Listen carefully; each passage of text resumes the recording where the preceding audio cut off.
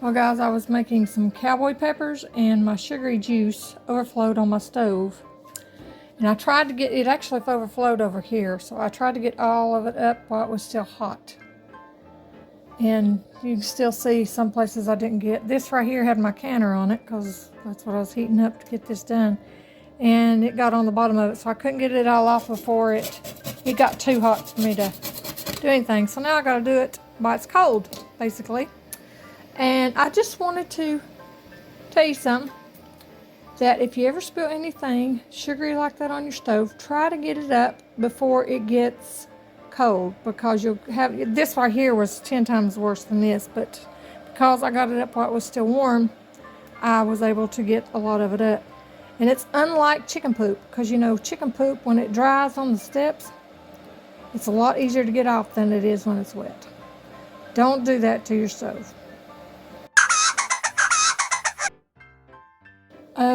Another thing I do here, guys, that hopefully will be a tip for somebody, is, and I did throw out a disclaimer here because probably a lot of the stove manufacturers won't necessarily tell you this is a thing to do, but I keep a little scrubber that I scrape with when it's dry.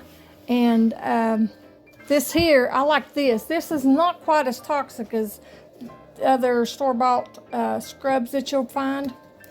I like it pretty good, but if I only do this if it's really bad, or I want to get a special cleaning, but I keep my, okay, you can't see it now, sink scrubs, what I got wrote on there, but I keep my baking soda that I put in my potpourri things and stuff like that, and I put it back in this jar, and that's usually what I clean this glass top stove with, just doing this right here, but that'll clean it up quite a bit. Guys, another thing I thought I'd mention, this here is a Pampered Chef scraper. It's the middle size that they have. I love this thing. I've had this one for 22 years, and as you can see, it's well loved. It's got turmeric stain on it, and it's, well, you can't see it good probably in here, but it's cracking up quite a bit. But I've 22 years I've had this little sucker. I've got the bigger one too, but this one here I use for everything. Mayonnaise jars, you know how stuff like that is to get out of any kind of jar for that matter. But I'll tell you something I really love it for it as well, that I'm a multi-purpose type of kitchen tool if I can. I don't like a lot of excess ones. And those debubblers that people use when they can, this is my debubbler. Oop, I just made that seal hitting on it.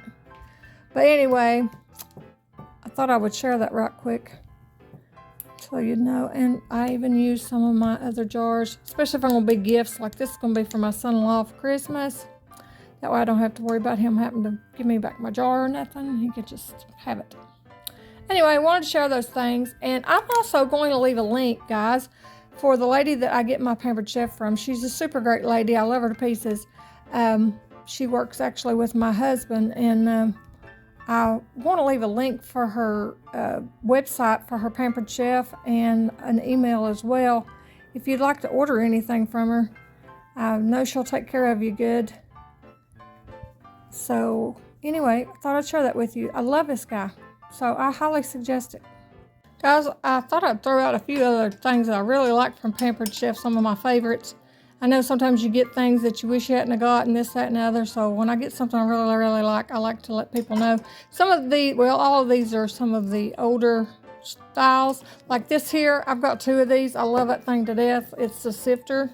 I put flour in one and powdered sugar in one that you can shake onto your mats when you're doing bread or whatever.